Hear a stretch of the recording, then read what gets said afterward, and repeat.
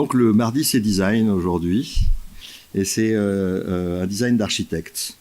Pour ceux qui ne me connaissent pas, architecte et designer, j'ai beaucoup sévi dans cette école, notamment à la médiathèque, que j'ai transformé en 3 décennies plusieurs fois, au fur et à mesure qu'on agrandissait les salles accessibles au public, puisqu'auparavant, les livres étaient maintenus et protégés dans des espaces clos.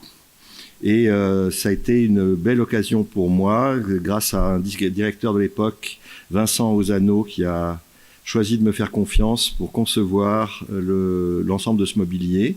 Et il s'en est suivi le fait que, sans faire exprès, je suis devenu un spécialiste des médiathèques et j'en ai fait un certain nombre, aménagé pas mal. Et rien qu'à toute proximité, Kedge à côté de chez nous, l'ENSERB, Sciences Po et quelques autres, et puis d'autres à travers la France, au fil des années. C'est un peu le hasard d'un modèle d'étagère qui ensuite se transforme à fait des petits un peu partout. Et du côté de l'architecture, notamment nos voisins de l'école de Toulouse ont également fait appel à moi. Pour eux, j'ai dessiné un modèle un peu particulier. Et ça, c'était juste une introduction pour vous dire qui j'étais parmi les enseignants de l'école. Et alors, nous allons zoomer sur une histoire qui est très ancienne, puisque nous remontons en 1978. À cette époque, je suis étudiant en 3e année, c'était à l'automne, donc en 2e année 1/4, on peut dire, et la bande de copains se trouve confrontée au fait de devoir créer très rapidement une table de salon pour une copine qui s'appelle Hélène, dont on avait cassé la superbe table de ses parents, et qui venait de la galerie Tourny et qui valait 4 SMIC et qu'on n'avait pas. Donc il a fallu la remplacer en un temps record par une création intelligente et jeune et juvénile qui nous fasse pardonner le mal qu'on avait fait. Et donc il m'est venu avec 4 bouts de planche l'idée de faire une structure sur laquelle on peut mettre un plateau de verre. Et ben, Hélène avait pleuré une première fois quand on avait cassé la table de ses parents, et elle a pleuré une deuxième fois quand on lui a apporté la table de remplacement qui était celle-là. Et alors, cette petite table a eu un impact assez important sur le déroulement de mon existence.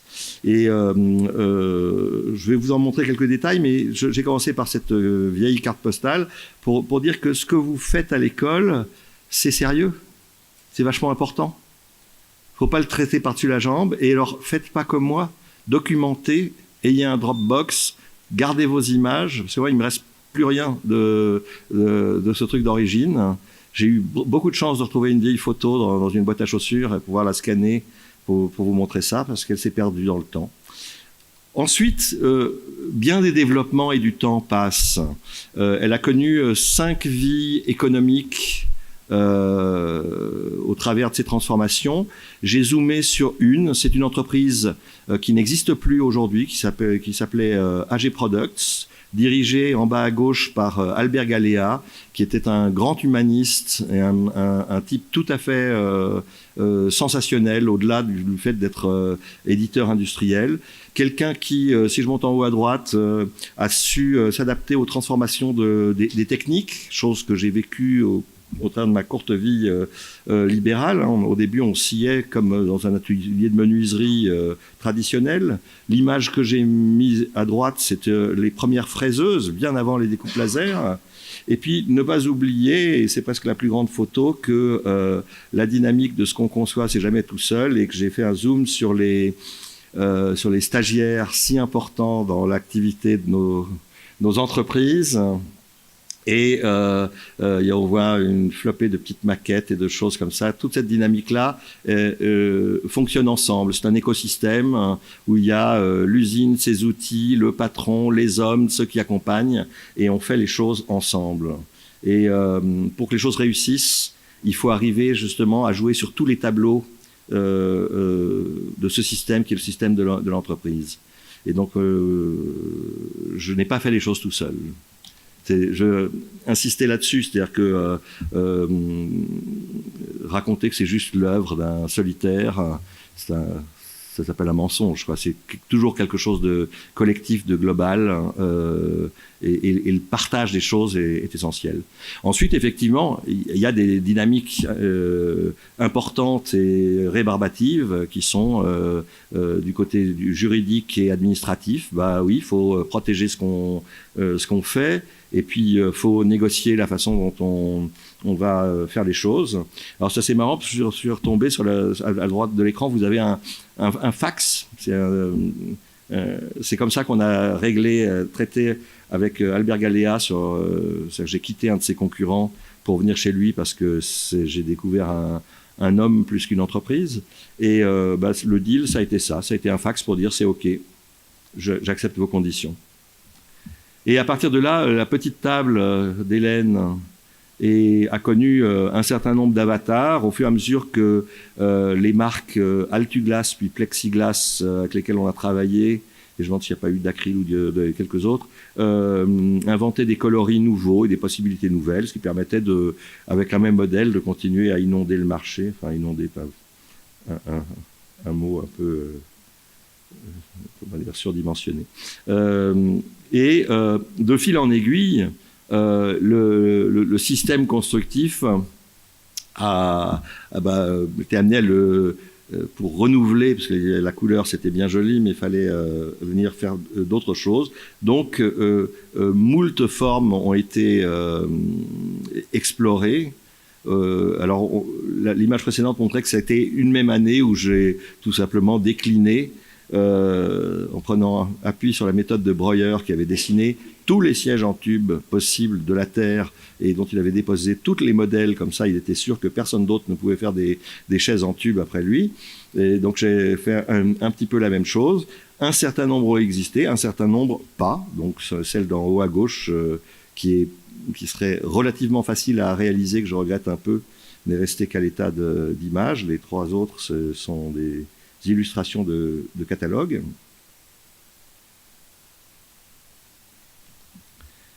Et puis il y a des extrapolations plus lointaines. Alors là, je me suis permis de dire que, comment dire, le modèle de cette table, en fait, d'un point de vue juridique, ça ne relève pas du dépôt de modèle, parce que c'est pas d'abord décoratif, c'est d'abord technique. Et ça aurait plutôt relevé du brevet que du modèle. Sauf que le tipi préexistant à la table, on appelle ça, c'est la charpente que vous avez à droite, il s'agit de charpente qu'on appelle charpente réciproque ou charpente collaborante, où on voit que chaque pièce prend appui sur la suivante. Et donc effectivement, ce que j'ai décliné n'a pas vraiment de possibilité de dépôt de modèle.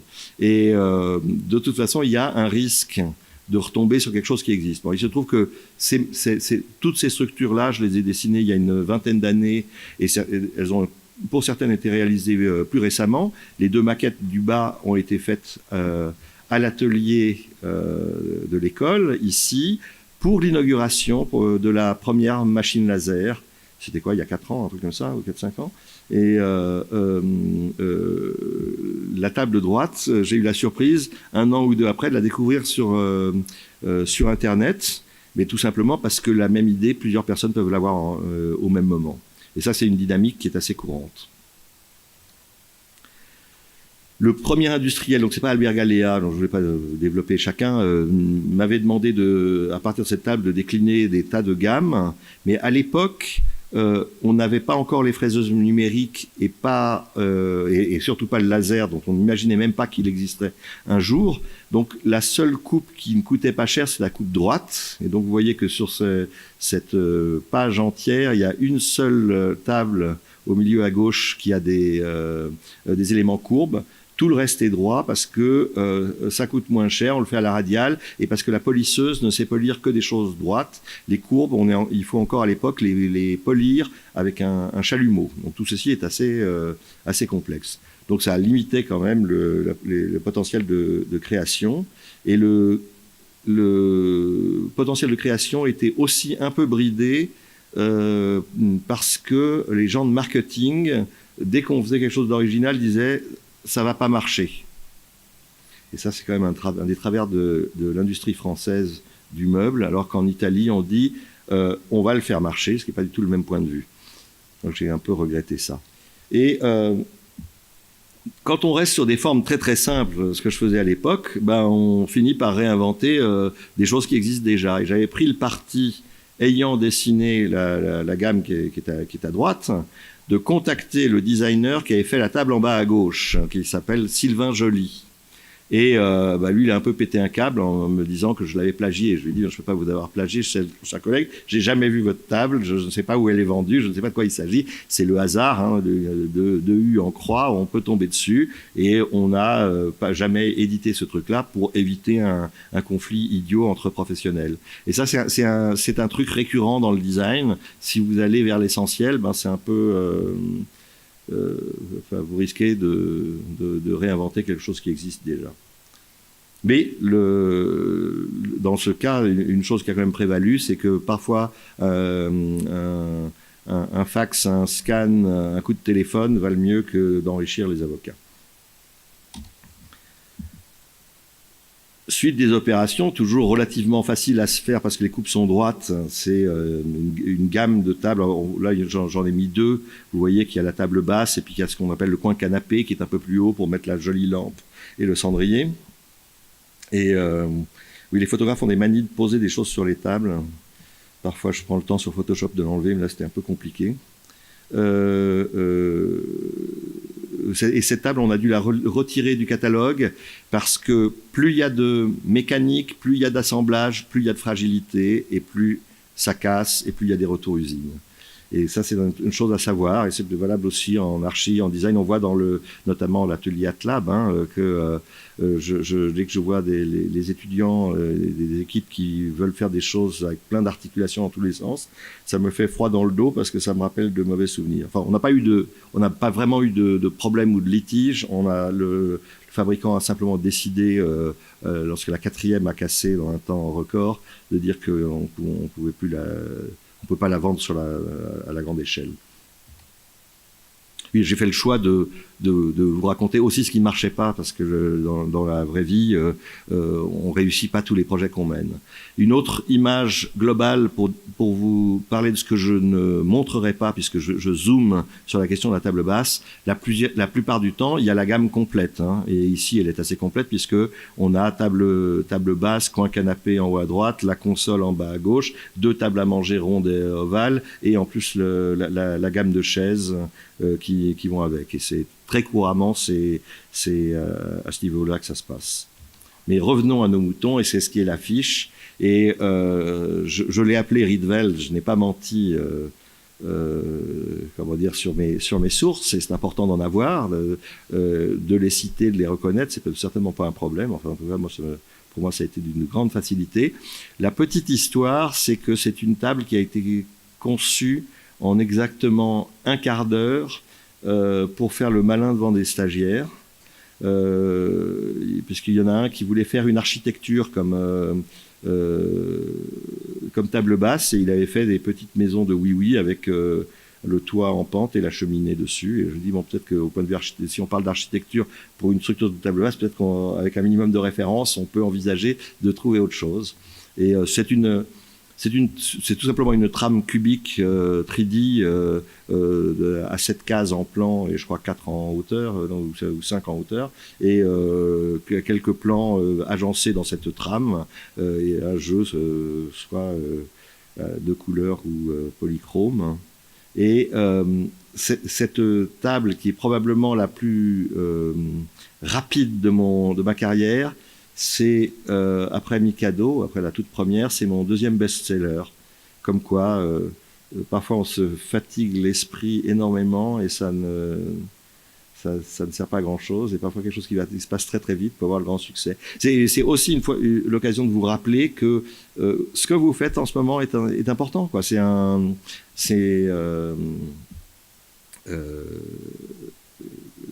Comment dire, des choses vite conçues.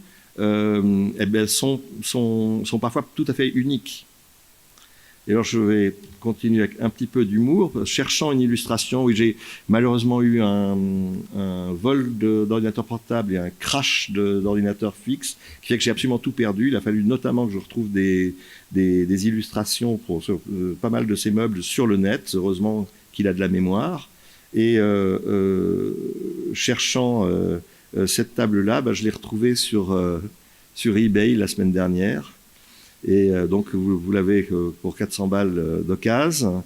Et j'ai mis l'agrandissement de la photo pour montrer que la vraie vie, c'est que vous faites un truc qui est une belle sculpture, mais quand ça rentre chez les gens, c'est un peu encombrant, quoi.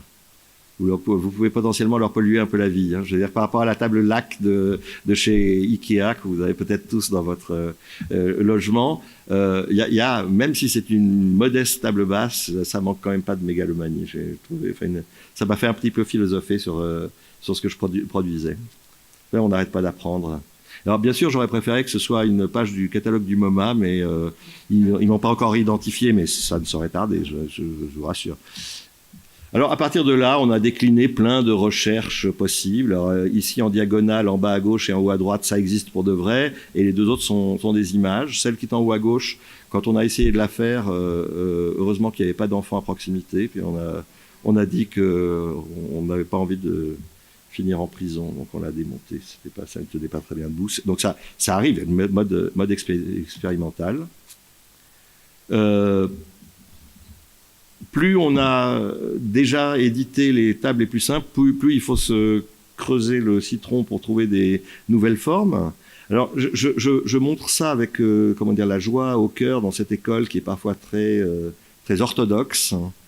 Quand on travaille dans le milieu du mobilier pour la vente sur catalogue ou dans des... Alors, on en a trouvé, le plus glorieux, c'était chez Ligne Roset, Sina et un certain nombre. Donc c'est des produits images, des produits mode, des produits tendance, des produits tout ce qu'on n'aime pas dans une école d'architecture où on travaille pour les millénaires. Et ici, on est un peu plus dans l'éphémère, mais chacune d'entre elles, je peux vous dire, c'est une recherche extrêmement plaisante. Comment arriver à lutter contre la gravitation terrestre, faire des tables antisismiques, parce que dessus, on va y mettre des cacahuètes et puis des coups de genoux, etc. Faire que ça fonctionne. Et chacune est testée. Il y en a pour lesquelles on a une affection plus particulière. Pour moi, celle qui est en bas à gauche, qui s'appelle Chaos, était un vrai travail passionnant parce que j'ai dû la réussir en maquette. C'est un pli asymétrique. Le pli n'est pas orthogonal. C'est pas juste j'ai découpé un truc et puis j'ai fait un pli et je pose le truc. Le pli étant asymétrique, elle est penchée. Le petit tréteau, ça se voit pas ici, mais comme de visu, quand elle est devant vous, les tréteaux sont de guingois. Enfin, c'est deux fois le même, mais mis face à face. Et pour régler ce problème du guingois et que ce soit quand même bien triangulé, ça a été un super boulot et ça m'a apporté beaucoup de plaisir, ce qui est important. J'ai développé un peu, oui, c'est celle qui est en bas à droite, qui s'appelle Box. Ça, c'est un truc un peu plus évident. Comme tous vos projets d'archi, etc., ça commence par un croquis concon. Alors, c'est pas un croquis que j'ai fait après coup. C'est pour de vrai le croquis de base. Et ensuite, il y a un vrai travail parce qu'on parle avec des gens qui sont techniciens à l'atelier, on parle avec les gens de marketing, on parle avec un certain nombre de personnes. En tout petit, je sors exceptionnellement la souris. Le petit truc carré, c'est la plaque de plexi qui coûte très cher, qui fait 2,30 m sur 3,03 m 2,03 m sur 3,05 m. Et c'est comme le cochon, hein, il faut que tout est bon, il ne faut pas qu'il y ait de chute. Donc on dimensionne en plus le truc de manière à ce que on soit raccord au niveau de la quantité des matériaux. En continuant, alors c'est là que je voulais vous montrer le petit plaisir, oui. Un meuble, une table de salon, c'est une micro-architecture. Et dans une micro-architecture, on ne peut pas avoir tous les concepts en même temps, parce que sinon, c'est comme si on mettait la choucroute avec le baba à rhum ensemble. À la fin, c'est un peu indigeste. Enfin, on cherche à faire un truc. Et là, l'amusement pour moi, ça a été de faire une table, donc un peu blob, et qui a une particularité, c'est que le plateau inférieur, il ne tient que sur un seul point central, et il est protégé de la chute par les autres éléments du blob. Et donc c'est calculé pile poil. Et c'est en plus le plateau, pour que le plateau rentre, c'est pas mis symétriquement, mais avec une légère asymétrie, et le plateau se glisse à l'intérieur comme ça, et ça donne une gueule tout à fait étonnante. Et je me suis, une fois de plus, il y a beaucoup de jeux dans un exercice comme ça. Une autre qui est un peu plus convenue, mais qui parle aussi de la question de l'économie de matière. Comment faire que deux objets qui s'entrecroisent, ils sont identiques, mais tête bêche, ils ont une courbe en commun. Et une autre là, il y a du jus de neurones. La vérité est que celle-ci m'a fallu 10 ans pour la mettre au point. Et allez, je suis ici pour vous raconter la vraie vie. Je l'ai dessiné assez rapidement. Quand je suis rentré comme étudiant à l'école d'architecture de Bordeaux, cette année-là, il y a eu une rétrospective du sculpteur Henri Moore à Paris, avec des sculptures dans le jardin des Tuileries, à un certain nombre d'endroits. Et j'avais été tout à fait fasciné par ce sculpteur, et ça s'est resté dans un coin de mon cerveau. Et j'ai toujours eu envie de faire quelque chose qui soit un peu inspiré de ces reclining figures. Et donc assez rapidement en maquette, j'ai trouvé que je pouvais faire un truc tête bêche qui allait ensemble. Et puis c'était lourdingue, ça marchait pas. Et ce n'est que 10 ans plus tard que, ressortant cette maquette de la boîte dans laquelle elle traînait, mais je me suis dit, mais t'es con, il suffit de deux petites entailles et on allège le bidule. Et c'est comme ça qu'elle a connu une existence industrielle en suivant. Sauf que mon ami Albert, inquiet des porte-à-faux de ce système-là, ce cochon, il a redressé, il l'a complètement amolli en redressant le truc et il ne me l'a pas dit. J'en ai beaucoup voulu.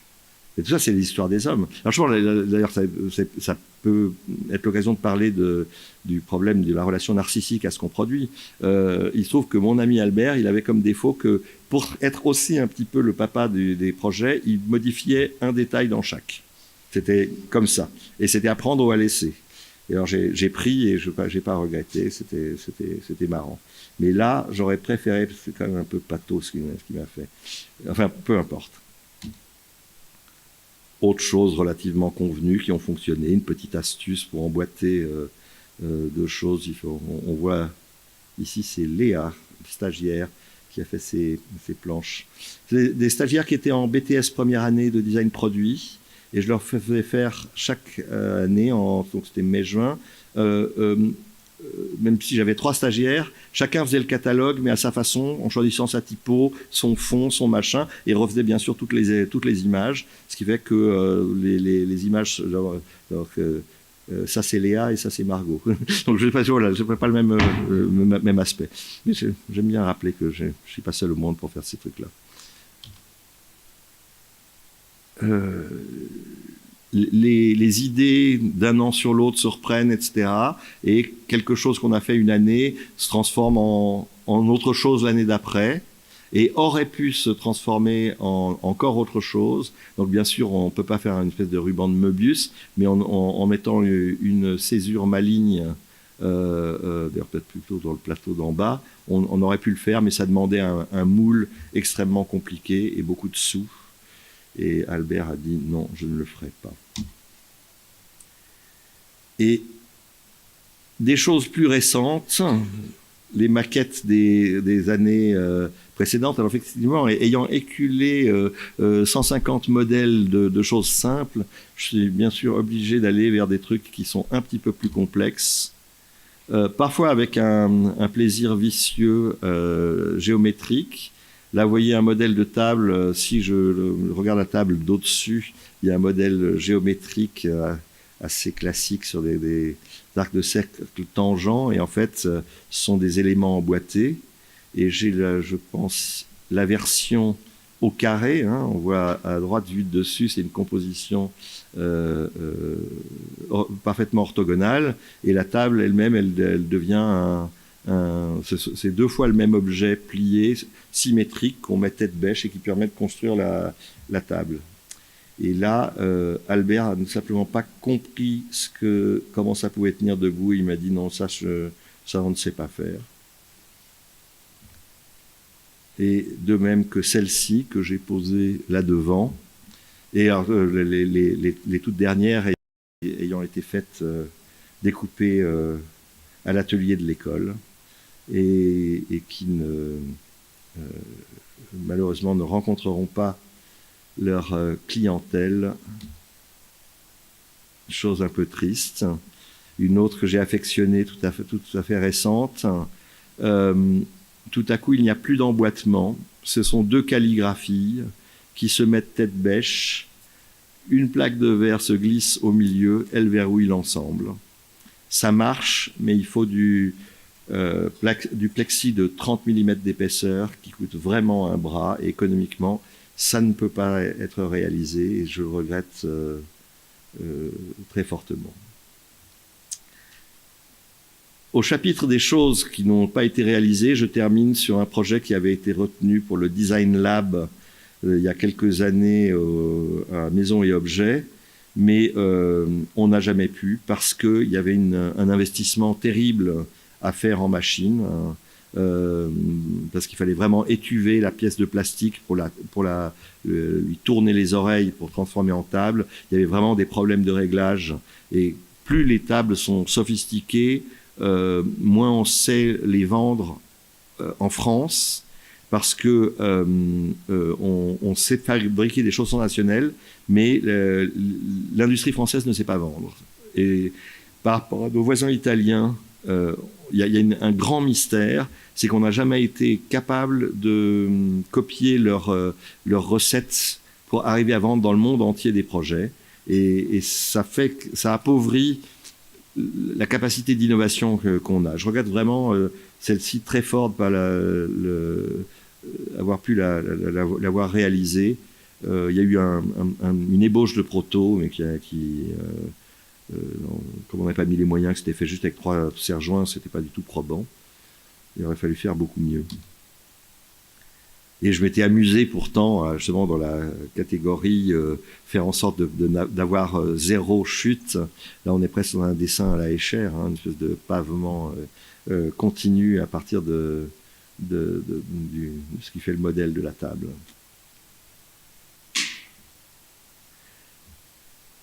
J'ai profité, parce qu'il s'agit de cette table-ci, de développer quelque chose au cas où vous ayez des idées géniales. La meilleure façon de protéger vos idées, c'est de les imprimer, de coller un timbre dessus, avec votre adresse, sur la feuille de papier. Le timbre doit être sur l'encre de la feuille de papier. Et le cachet de la poste faisant foi, ça vous coûte beaucoup moins cher qu'un dépôt de modèle. Et ça a à peu près la même valeur, puisque vous pouvez prouver qu'à cette date-là, vous aviez déjà eu cette idée. Et quelqu'un peut aller déposer tous les brevets de la Terre derrière, vous avez l'antériorité. C'est un petit cadeau pour les étudiants, mais pas besoin d'être trop paranoïaque. Je n'ai pas eu vraiment de soucis dans ma vie de ce choses-là. Il m'est arrivé une chose triste, qui est que mon ami Albert est décédé. Ça arrive aux gens de mourir, un cancer l'a emporté. Et il n'avait pas prévu ce qui se passerait après. Et ce qui se passe après, c'est rien. Et donc, je me retrouve sans partenaire industriel, avec quelques centaines de modèles de trucs assez intelligents, pardon de cette prétention, enfin, qui ont demandé en tout cas pas mal de travail. Et je me demande quoi en faire. Dans les hypothèses que j'ai émises en parlant notamment avec mes fils, qui ne veulent pas non plus se lancer dans une carrière industrielle, c'est l'open source. Hein, je l'ai pris sur les logiciels, vous avez le trou de serrure ouvert. Hein. Est-ce que je ne mettrais pas tout ça à un moment donné sur le net, comme la Sketchshare, chose-là, que les gens puissent le récupérer et le faire eux-mêmes. Il y a une hypothèse qui est de ce côté-là. C'est une façon de voir le monde qui est un peu différente aujourd'hui.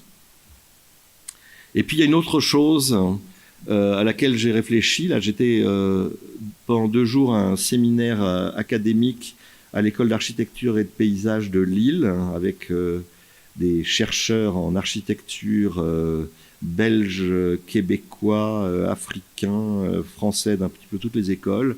Et on est en train de beaucoup de parler, au moment où on se rapproche de l'université, de la question de la recherche-création. Et je me dis, tiens, si on avait su ça il y a 40 ans, quand j'ai dessiné la première table, est-ce que j'aurais pas rédigé le protocole de recherche? Est-ce que ce serait pas rentré dans un système de conception? Est-ce que bon, mon histoire, elle est un peu écrite parce que je suis pas très loin de la retraite, mais la vôtre commence, et plusieurs fois j'ai pu dire que ce que vous faisiez a vraiment de la valeur, donc gardez les choses dans un coin, et puis éventuellement posez-vous la question de si ça peut pas rentrer justement dans un protocole de recherche, de ces nouveaux modes de recherche qui sont en train de se mettre en place. Et alors j'ai mis en bas à gauche l'atelier de la recherche patiente de Corbu, hein, qu'on a opposé à la recherche universitaire. Aujourd'hui, on sent que, notamment justement en Suisse, au Québec, en Belgique, et on essaye d'avoir une relation osmotique entre des recherches très théoriques et des recherches beaucoup plus pragmatiques. Et ben peut-être que ce que j'ai fait, comme Monsieur Jourdain faisait de la prose, c'était quand même une forme de recherche, même si elle ne se reconnaissait pas en tant que telle. La suite vous appartient. Merci beaucoup.